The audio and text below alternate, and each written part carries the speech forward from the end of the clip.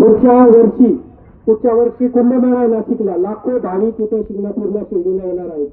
आणि शनिवार रविवार PI साहेब इथं खूप वेळा चौकामध्ये ट्रॅफिक स्वतः काढत असतात. त्यांना तासन तास जातात ट्रॅफिक काढण्यासाठी. आणि जर इथे मध्ये डिवायडर असेल आणि इकडे जर ड्रेनेज असेल तर तुम्ही सांगा ही ट्रॅफिक काढायची कशी? ड्रेनेजची उंची किती घेतली? आम्ही 15 दिवसापासून यांना कागदपत्र मागतो. कुठल्याही प्रकारचे कागदपत्र हे लोक देत नाही. त्यांना काय प्रॉब्लेम आहे? हे जे काय काम चालू आहे ते नागरिकांसाठी काम आहे. तर यांना कागदपत्र द्यायला समस्या काय? हे कुठलाही रिस्पॉन्स देत नाही. यांच्या कंपनीची भारत कंपनी आहे. त्या भारत कंपनीचा कोणीतरी तेजस कोणीतरी आहे, तेजस सुद्धा कोण लिगल हेड कोणीतरी, तो त्या फोनवर त्याची भाषा इतकी टाईट आहे. तू कंपनीचा लिगल जरी सांभाळत असला तरी या नागरिक, आम्ही पण 4 कायद्याचे पुस्तकं शिकलेलो, आम्ही पण नागरिकांच्या बाबतीत हे बघा कोर्टात आम्ही याच्या आधी जाऊ शकत होतो.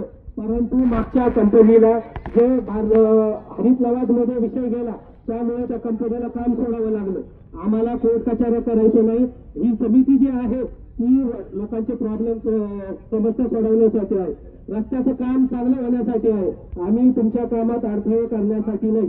परंतु तुम्ही जर आम्हाला सहकार्य केलं, कागदपत्र दिली, हे ड्रेनेज कसं होणार आहे, त्याची हाईट किती असतात, आज तिथं काही शेतकऱ्यांच्या शेतामध्ये तुम्ही पाणी सोडलं, हे पाणी ओढ्याला सोडायला पाहिजे होतं.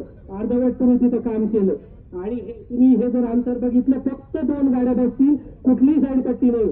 एखादी गाडी जर फेल झाली तर तुम्ही सांगा ट्रॅफिक इथे किती जाम होईल. त्याच्यामुळे तुम्हाला रोडची हद्द वगैरे सगळे तुम्हाला डॉक्युमेंट द्यावे लागतील. मुद्दे भरपूर आहेत.